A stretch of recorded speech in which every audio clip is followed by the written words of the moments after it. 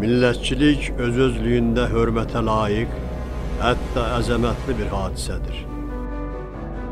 O, hər bir xalqın həyatında labüddür. Mən belə düşünürəm ki, bəşər təkamülü tarixində insan qəlbinin dindən sonra ikinci böyük tapınağı millətçilikdir. O, tarix boyu misilsiz hünərlər qaynağı olub və olacaqdır.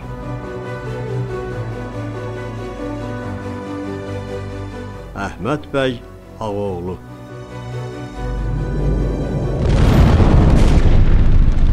Yirminci əsrin əvvəlləri Azərbaycan türkləri öz ərazilərində qırğınlara və ermənilər tərəfindən törədilən soyqırıma məruz qalır. O əzilir, alçaldılır. Torpaqlarında özgələr üçün dövlət yaradılması planlaşdırılır. Ruslar tərəfindən silahlandırılan ermənilər İrəvan, Naxçıvan, Ordubad, Qarabağ, Gəncə, Bakı və Şirvanda yaşayan silahsız Azərbaycan türklərinə dinc əhaliyə hücum edir, vəhşiliklər törədirlər.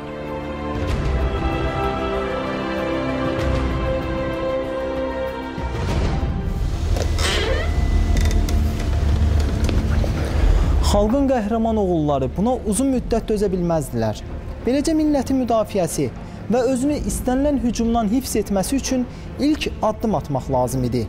Adını tarixə yazdıran və milləti müdafiə naminə istənilən təhlükəni gözə alan ilk milli demokratik təşkilatın yaradılmasının demək olar ki, artıq zamanı çatmışdı.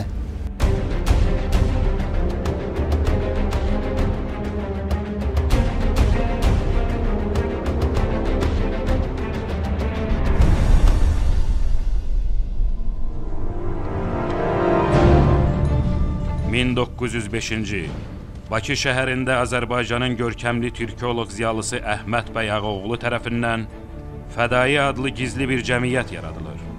Cəmiyyətin fəaliyyəti çox keçmir ki, öz bəhrəsini verir. Artıq ermənilər Azərbaycan türklərinin nəyə qadir olduqlarını anlamağa başlayır.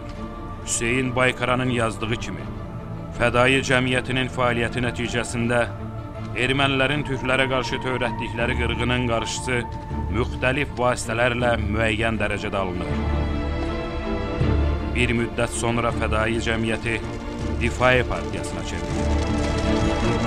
Sonuncu isə Azərbaycan tarixində misli görünməmiş qeyrət səhifələri yazır. Millətin və vətənin qarşısında duran hər bir kəsi məhv etməklə.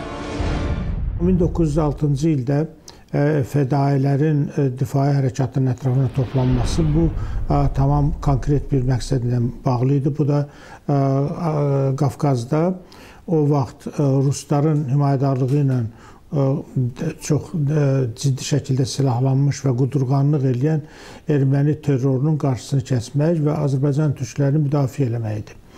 1906-cı il təxminən bir illik qanlı savaşlardan sonra Qafqazın bütün şəhərlərində, Batumdan Bakıya qədər, bütün şəhərlərində erməni müsəlman davasının 10 minlərlə insanın həyatına yem olandan, həyatını əlindən alandan sonra nəhayət Tiflisdə oturan Qafqaz canişini, daha doğrusu yeni gələn Qafqaz canişini Varan Savdaşkov belə bir qənaətə gəldi, fikrə gəlmişdi ki, bir qurultay keçirilsin, yaxud sülh danışıqları bu iki xalqı barışdırsın. Və fevral ayından mart ayına qədər belə bir qurultay keçirilir. Orada Azərbaycanlıları günahlandırırlar ki, bəs bu ixtişaşları sən demə törədən elə Azərbaycanlılardır. Və Azərbaycan ziyalıları orada çıxış edir və deyirlər ki, bu ixtişaşlarda Azərbaycanlıların heç bir günahı yoxdur. İxtişaşları ermənilər törədib. Azərbaycanlıların nəinki ermənilərə qarşı çıxış etməyə, hətta özlərini müdafiə etməyə belə məxsusi qüvvələri, məxsusi təşkilatları yoxdur. Amma lazım gələrsə, onlar bu təşkilatı yaratmaqlarını deyirlər. Və təsəvvür edin ki, bu qurultayda yenə də Azərbaycanlılar humanist xalq olaraq, sülhsevər xalq olaraq təklif eləyirlər ki, biz Daşnaqsuya belə əl uzatmağa hazırıq, sadəcə Qafqazda qan tökülməsin, qan kəsilsin. Və sadəcə bir təkliflər olur ki, bu hadisələri törədən cinayətkarlar məhkəmə qarşısına çıxarılsınlar. Azərbaycanlılar demir, o cinayətkarlar verilsin, biz öldürək onları, yaxud biz onları özümüz məhkəmə keçirdək deyir, Çar hökumətinin qarşısında məhkəməyə çıxarılsınlar. Bu qurultaydan sonra heç bir nəticə olmur. Yenə də ermənilər öz qırğınlarını törədir. Yenə də Rus qoşunları ermənilərə köməklik göstərir və belə olan halda azərbaycanlılar belə qərara gəlirlər ki, artıq xalq öz qüvvəsi ilə müdafiə olunmalıdır. Onu da qeyd edim ki, Tiflis sülh danışıqlarında bizim, yəni Azərbaycan nümayəndə heyətindən olan üzvlərinin çıxışı çox sərt olur. Və Əhməd Beyoğlu orada son çıxışında məhz Malamaya üzünü tutaraq ona bildirir ki, yəni Vorontsov Daşkovun katibinə bildirir ki, əgər sizlər və Daşnaq firqəsi bu məsələlərdən əl çəkməsə, biz gücə güc ilə cavab verəcəyik. Beləliklə, 1906-cı ildə Əhməd Beyoğlu tərəfindən fars dilindən tərcümədə müdafiə anlamını ifadə edən Difai adlı təşkilat yaradılır. Buna baxmayaraq, hökumət bu partiya haqqında ilk məlumatlardan yalnız 1907-ci ildən, yəni qanlı erməni-azərbaycanlı davasının aktiv fazası başa çatdıqdan sonra xəbər tutur. 1907-ci il, may ayının 30-da Yelizavetpol qubernator Kovalyov ona çatan məlumatlar əsasında polis rəislərinə tapşırıq verir ki, tamamilə məxfi yollarla bu partiyanın şəxsi heyətini, məramını və nəhayət hansı vəsaitlər hesabına mövcud olmasını aydınlaşdırsınlar.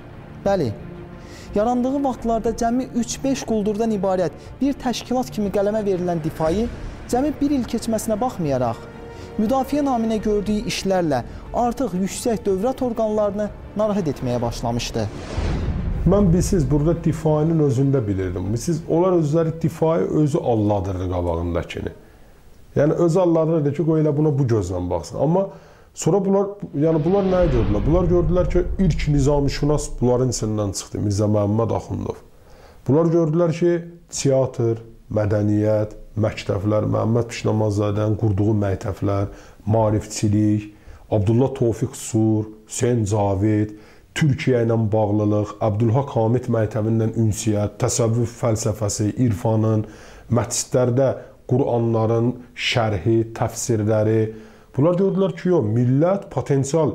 Biz nətər, Rusiya elə bilirdi ki, 100 il belə saxlayıb, bunlar artıq elə, yəni heç bir şey çıxmayacaqsın. Yəni, bunlar səviyyəsizdirlər. O halda ki, səviyyə göstərə bildilər. Yəni, o səviyyə dardan gəlirdi, gendən gəlirdi, milli kimlikdən gəlirdi. Yəni, bizi Rusiya bu milləti yaratmayıb ki, Rusiyada məhv eləyək. Bunun kökü var idi və öz kökünün üzərində qurub onu qaldıra bildi.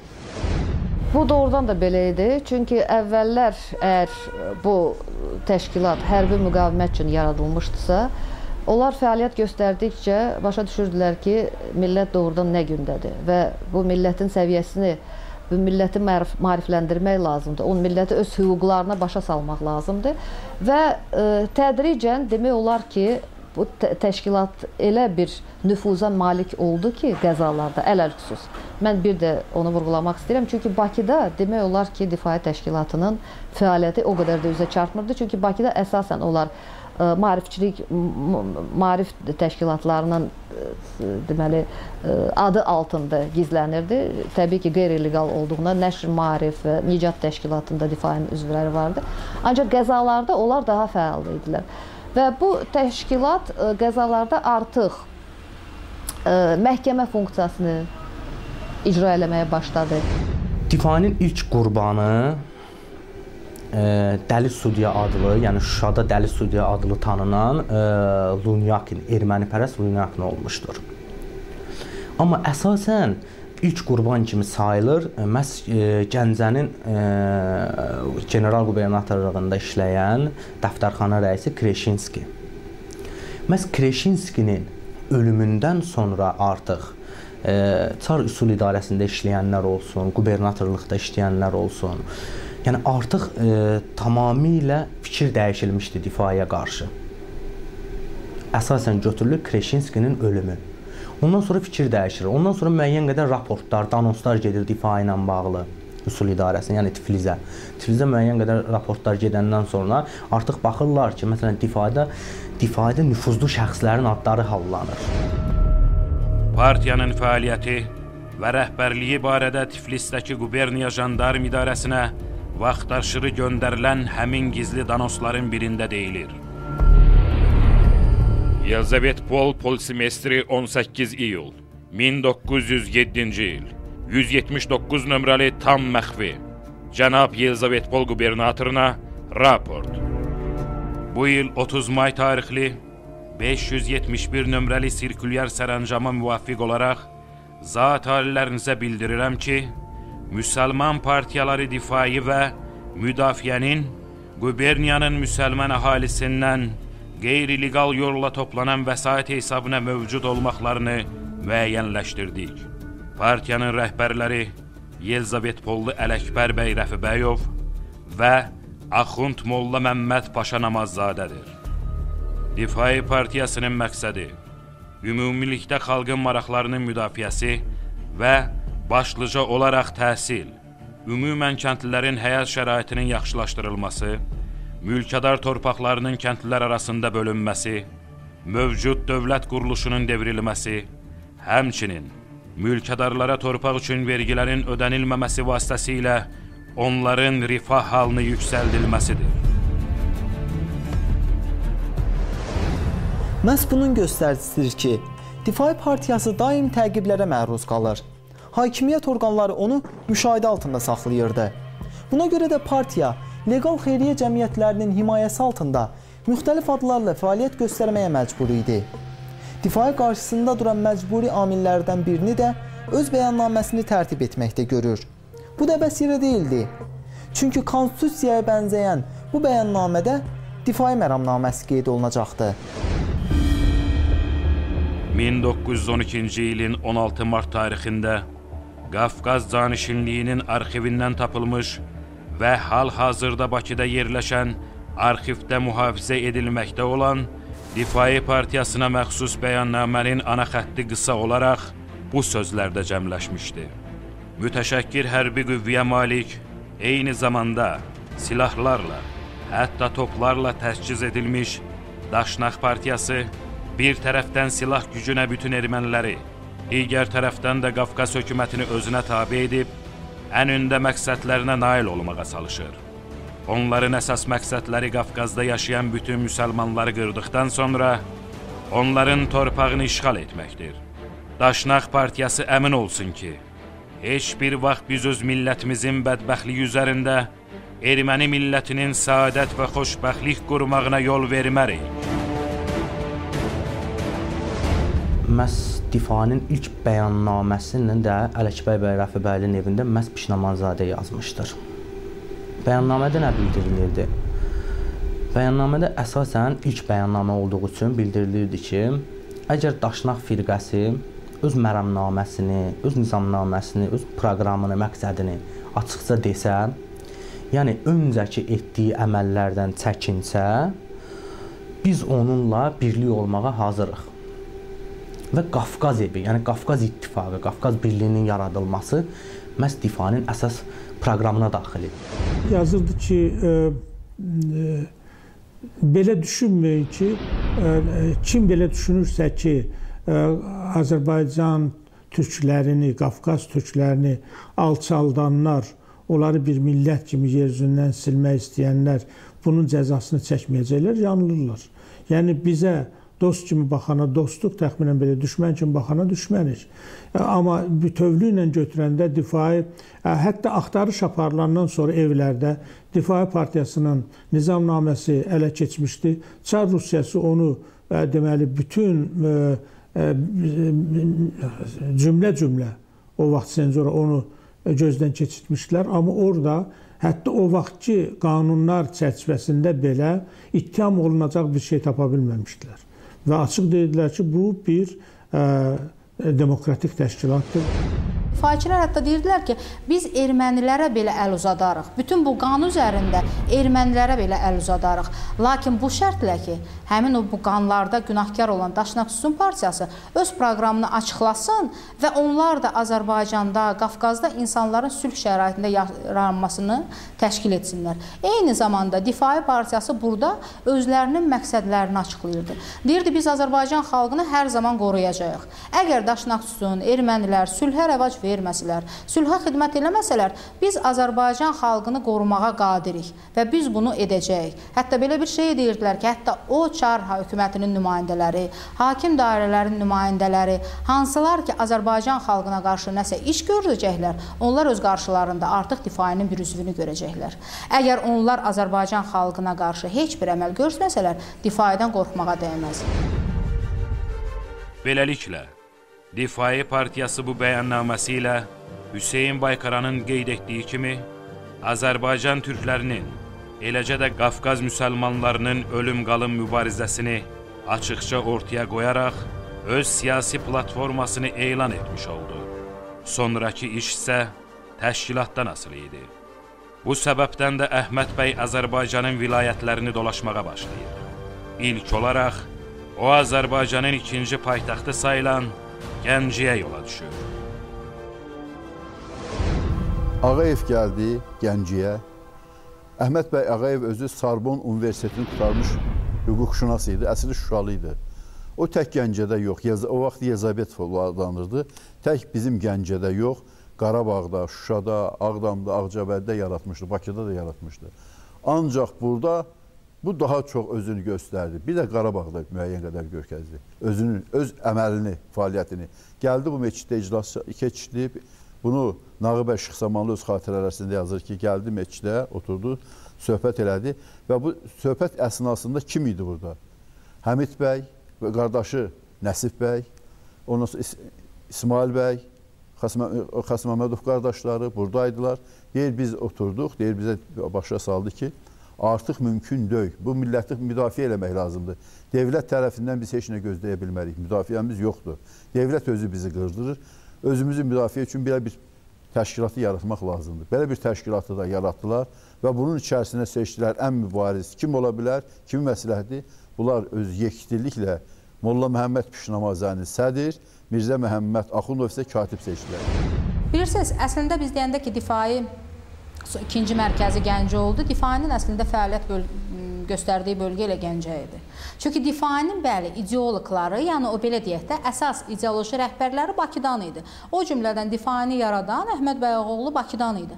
Amma difainin əsas fəaliyyət mərkəzi Gəncə idi. Difainin qurultayı keçirildiyi yer Gəncə idi. Qərarların əsas verildiyi yer Gəncə idi. Bir sözlə biz difai deyəndə daha çox Gəncə yada düşür. Yenə deyirəm, ona görə ki, bir tərəfdən burada milli ənənələr güclü idi. Digər tərəfdən Gəncə həmişə milli ideyaları qoruyan bir şəhərdir. İkinci tərəfdən də bilirsiniz, məhz bu bölgədə, Gəncədə, Qarabağda ermənilər daha çox azğınlıqlar edirdilər deyən. Gəncə isə daha çox yaxın olduğundan, ona görə difai öz fəaliyyətini Gəncədən başlayırdı. Buna baxmayaraq partiya digər bölgələrdə də fəaliyyət göstərirdi. Difainin Tərtər, Qaryagin, Ağdam, Ağcabədi, Yevlax, Bakı, Bərdə, Qazax şöbələri ilə yanaşı Dərbənd, Tiflis və Qars şəhərlərində də fəalları mövcud idi. Partiyanın ermənilərə qarşı müdafiədə misilsiz xidmət göstərən şöbələrindən biri də Şuşada yerləşirdi. Məhz sədri Kərim bəy Mehmandarov olan Şuşa şöbəsinin fəaliyyəti nəticəsində xalq arasında Dəli Sudya adı ilə tanınan Rus hərbi məhkəməsinin prokuroru Lunyakin ermənilərə kömək etdiyi üçün aradan götürülür. Gəncə qubernatorunun müşaviri və difainin ilk qurbanı hesab edilən Kreşçinski, Tərtərdəki polis rəisi Felikinski də eyni səbəbdən partiyanın qərarı ilə daimi istirahətə göndərilirlər. Bu siyahını uzatmaq da olar. Bütün bunlar əlbəttə ki, Azərbaycanda xalqın azadlığı uğrunda mübarizəsinin başlanğıcı kimi qiymətləndirilməlidir. Mən sadəcə 2 fakt deyəcəm. Yəni bu göstərəcək ki, bu qətillər idimi, yoxsa dövlətçiliyi olmayan bir xalqın özünü müdafiəsi və çıxışı olmayan bir hadisədə çıxış yolu axtarmaq idimi? Təsəvvür edin ki, General Qalaşapov var idi. Ruslar tərəfindən Şuşaya göndərilmiş General Qalaşapov. Bu həmin Qalaşapov idi ki, Şuşaya göndərildi. Şuşada bu dövrdə ermənilər o qanlı hadisələri törədirdilər. Kütləvi şəkildə Azərbaycanlılar qırılırdı. Ruslar da buna kömək edirdilər. Və onların başında General Qalaşapovdur. Qalaşapovun tutduğu divana artıq tab gətirməyən yerli əhali tərəfindən istər Çar Rusiyasına, istərsə də Bakıya xalqa kömək edilməsi və onun geri çağırılması ilə bağlı mütəmadi olaraq məktublar göndərilir.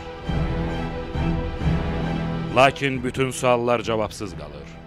Nəticədə difai belə qərara gəlir ki, əgər hökumət heç bir iş görmürsə, artıq onların özlərinin hansısa addım atmaqlarının zamanı çatıb. Difainin əsas simaları meydanda yığıncaq keçirmək qərarına gəlirlər. Burada xalqa müraciət edilir.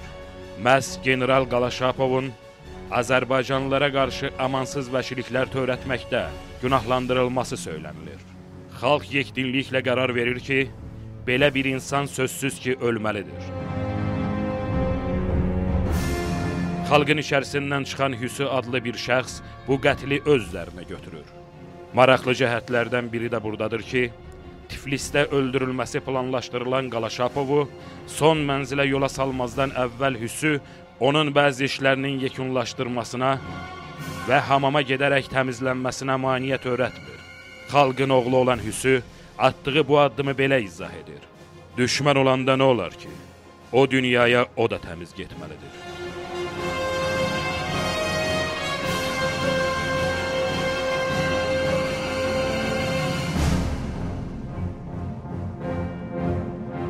Və beləliklə, evdən çıxan Qalaşapov qəhrəman Hüsü tərəfindən öldürülür. Bir kiçik faktı da deyim, qətlə yetirilənlərdən biri də Engel adlı general idi.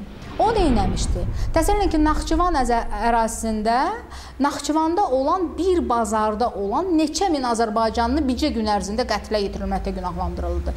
Yəni, Engelin dəstəsi orada olan mindən artıq insana qətlə yetirilmişdi. Və bundan da yenə də hökumətə müraciət olunur, onun həbsi tələb olunur, məhkəmə tələb olunur, heç bir nəticə olmur. Engel öz fəaliyyətini davam etdirir. Yenə də difai fəaliyyətə keçir. Engel də öldürülür. Yəni, bu o insanlar idi ki, onlar Azərbaycan xalqını kütləvi şəkildə qırmağa rəvac olurlar ya birbaşa onun başında dururdular. Hərdən deyirlər ki, Difai partiyası bəs Azərbaycanlılardan daha kimisi öldürürdü. Kimə şamil olunurdu bu? Yalnız satqınlara. O insanlar ki, ermənilərə tərəf keçirdilər, öz xalqımıza qarşı nəsə əməllər törədirdilər. Amma belə Difai partiyası heç vaxt nə terrorda, nə digər hadisələrdə günahlandırıla bilməz. Bu sadəcə özünü müdafiə edir. Terrorla öz haqqını müdafiə eləmək bu ayrı olunmalıdır. Bir insan öz evində, öz ailəsini, namusunu, malını, canını bir banditdən, quldurdan qoruyursa, ona terrorist demək olar. Bu özünü qoruyur da, belədir.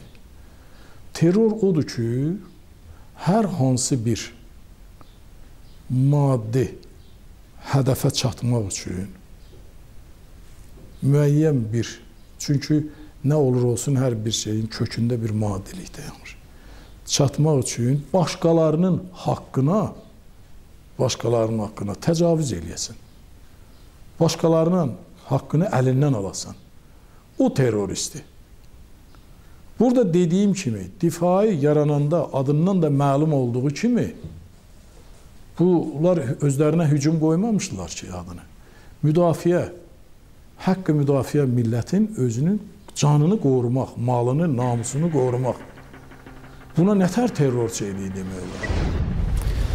Difai partiyası həqiqətən də terrordan uzaq bir təşkilat idi. Partiyanın məramı məhz xalqın müdafiəsi zəminində köklənmişdi. Ancaq partiyanın aparıcı üzvləri hansısa qətli törətməzdən əvvəl öz qurbanlarına, insanlığa sığmayan addımlarından əl çəkmələri üçün 3 gün vaxt verirdi. Bu şansı dəyərləndirməyənləri və xalqın qarşısında duran hər bir kəsi isə məhz ölüm aqibəti gözləyəcəkdi. Təbii ki, bütün bunlar Rus məmurlarında böyük qorxu yaradırdı. O günlərin və hadisələrin şahidi olan Keykurun öz xatirələrində bununla bağlı yazırdı. Rus idarəsi difai firqəsinin bir üzvünü tapıb xəbər verənə, yaxud möhrünü əldə edənə 50.000 qızıl rubl vəd etmişdi. Təəssüf ki, Rusların şirnikləndirici mükafatına uyanlar içərisində Azərbaycanlılar da tapılır. Aqibət isə gözlənildiyi kimi olur. Və bu məqsədlə artıq bəzi şəxslər difainin, belə desək, içinə hopmuşdur. Məsələn, Gəncədə Molla Hadi adlı bir şəxs difa ilə müəyyən qədər əlaqələri var idi. Məsələn, bu şəxs iclaslarına gedir, orada iştirak eləyir və müəyyən qədər artıq difa təşkilatının fəaliyyətindən tanışlığı var idi. Difai təşkilatının Rus təhlükəsizlik orqanında katib və tərcüməçi vəzifəsində işləyən Sədrəddin adlı yaxın bir sirdaşı var idi. Bir gün o, öz otağının pəncərəsindən Molla Hadinin erməni tərcüməçisi ilə birlikdə biniyə daxil olduğunu görür. Bu onu çox təəccübləndirir. Axı Molla Hadi ilə erməni tərcüməçisinin nə əlaqəsi ola bilər?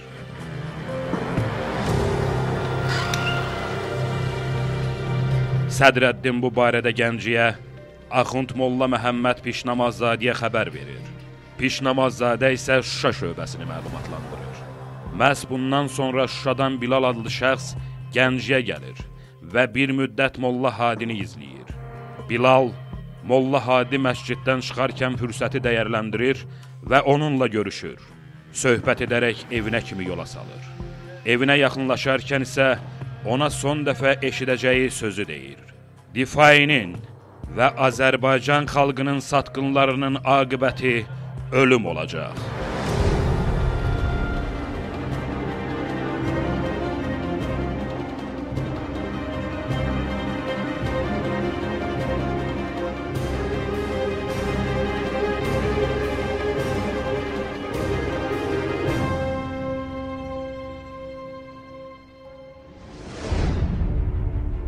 Difai bu qətldən sonra da məsuliyyəti öz üzərinə götürməklə yanaşı, öz möhrü ilə divarlara bəyannamələr yapışdırır.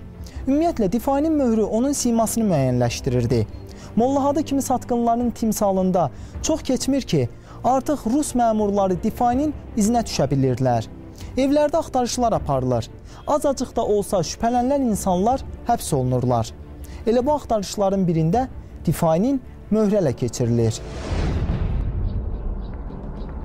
Difainin möhrü Azərbaycan türkü üçün bir intiqam günəşinə, bu millətin qanını içməyə hazır olan yadelli məmurlar üçün isə ölüm mələyinin simasına dönmüşdü. Ancaq bir həqiqət də var ki, Rus idarəsinin ən qəddar işçilərinin gözləri əməlli başlı qorxmuşdu. Beləcə Rus idarəsi ilə difai mücadiləsi 1906-cı ildən 1909-cu ilin ortalarına qədər davam edir. Xalqımız da, difai firqəsi də əmin olmuşdur ki, artıq Rus idarəçiləri hər vasitə ilə özlərini xalqımıza sevdirməyə çalışırlar. Bu vaxt mən gizli təşkilatda çalışırdım. Yığıncaqlarımızın birində dostlarımızdan biri soruşdu. Artıq difai fəaliyyətini dayandırıb. Möhür saxlanılırmı, yoxsa yox edilir? Mirzə Məhəmməd cavab verir. Onu yox etmərik. O möhür gələcək Azərbaycan muzeyində saxlanılacaq. Beləliklə, möhrün Mirzə Məhəmməd Axundzadədə olduğu anlaşılır. Möhrün sonraki taleyi ilə bağlı Nağı bəy Şeyxzamanlı öz xatirələrində geniş məlumat verir.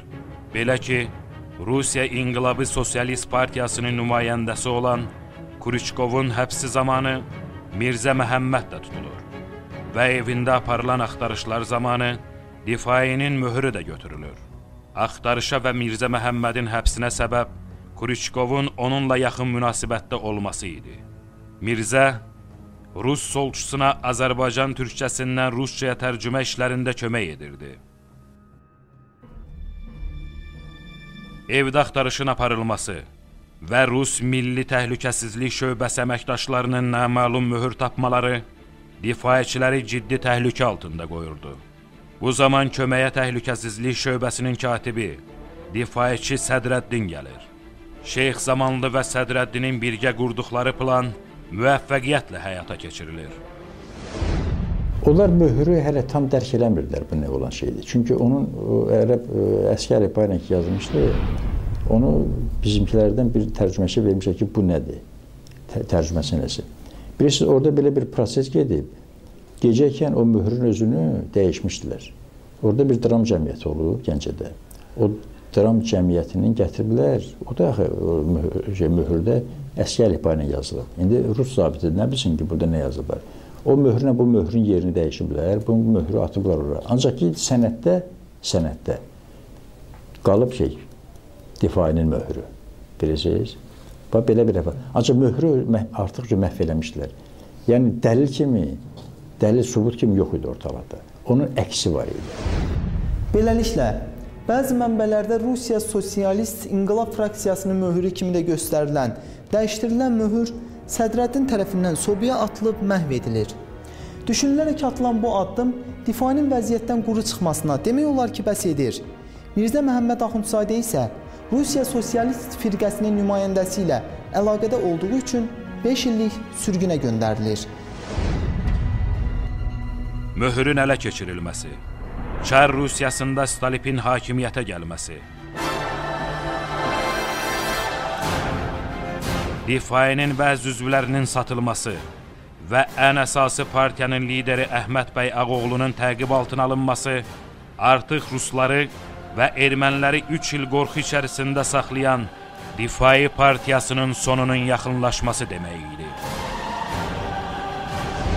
Konkret olaraq, məsələn, Stalinin dövründə Əhməd bəy Ağaoğlu artıq bilindi ki, Difai partiyasının sədri məhz bu şəxs olmuşdur.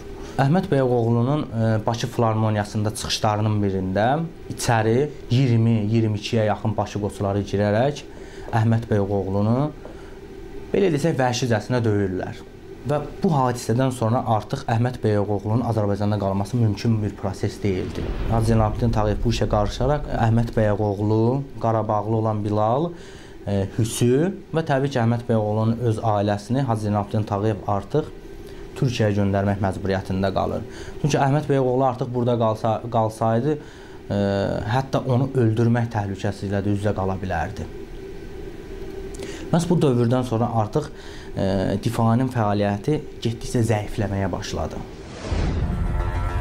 Partiyanın rəsmi olaraq fəaliyyətini dondurmasına baxmayaraq, difai üzvləri öz ideyalarına sadiqliyini nümayiş etdirir. Əqidə yoldaşları Nəsib bəy Yusifbəylinin yaratdığı Türk Ədəmi Mərkəziyyət firqəsinə qoşularaq yollarına davam edirlər.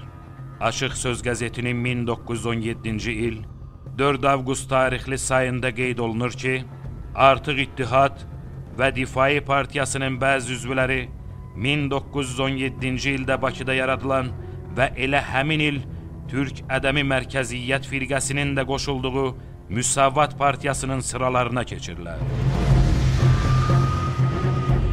Beləliklə, Difainin öndə gedən simaları cəmi bir il sonra yaradılacaq Azərbaycan Demokratik Cümhuriyyətinin təməl daşını qoyurlar. 20-ci əsrdə və bu gündə Difaidə və bütün Azərbaycan xalqı da, bütün uşaqlarımızdan tutub böyüyə qədər hamımız o partiyanın üzvlərini, difaiçiləri tanımalı, yəni anmalı, həmişə onlar haqqında hörmətlə danışmalıyıq. Çünki mən özüm bir tarixçi kimi sezirdim. Həmişə Heydər Əliyev də öz nitqində 28 mayda həmişə keçirəndə Heydər Əliyevin özü də at çəkəndə görürdüm ki, müsavatçılardan daha çox onlara üstünlük verirdi. Onların adını çox çəkirdi. Və bu nə üçün idi? Çünki görürsünüz, bayaq dediklərimdir. Milli təhlükəsizlik orqanlarında Əliyev işlədiyinə görə o bizdən daha yaxşı tanıyırdı ki, bunların içində hansı millətə nə iş görübdür. Və öz ictimai fəaliyyətində də seçirdi onları. Niyə? Çünki seçə bilirdi. Hansından millət nə götürə bilər? Şərəf götürə bilər, dəyanət, qeyrət və yəni indiki devrimizdə də həmən devirdi. 20% torpağımız işğaldadır, düşman vətənimizin içindədir, çıxmayıbdır. Ona görə difai aktualdır və həmişə o gənclər arasında da yayılmalıdır o fikir düşmana qarşı. Difai partiyası zamanın tələbi idi və o boynuna düşən vəzifəni layiqincə yerinə yetirdi. İstər o zaman Bakıda yaradılıb Şuşada fəaliyyət göstərən Müsəlman Xeyriyyə Cəmiyyəti və Qarabağ Birlik Məclisi olsun, istərsə də Tiflisdə İbrahim Ağa Vəkilov tərəfindən yaradılan Müdafiə Firqəsi Bu partiyaların Azərbaycan tarixində yerinə yetirdiyi missiyanı millətin taleyində dönüş yaradan bir mərhələ adlandırmaq olar. Məhz Difai Partiyası inandırıcı şəkildə nümayiş etdirdi ki, Azərbaycan xalqı özü öz müqəddəratını həll edə bilər. Difai Partiyasının yaratdığı milli strukturlar Sovet totalitarizm illərində qorunub saxlanmadı. Lakin məhz onun sayəsində insanların kütləvi şuurunda baş verən irəliləyiş hesabına Azərbaycan Xalq Cümhuriyyətinin elan edilməsi və 1991-ci ildə Azərbaycanın müstəqilliyinin bərpa edilməsi mümkün oldu. Ən əsası isə, lazım olduğu halda haqlı olaraq silaha əl atsalar belə, Difai hər hansı xalqın hüquqlarına qəsd edən təşkilat kimi xatırlanmır.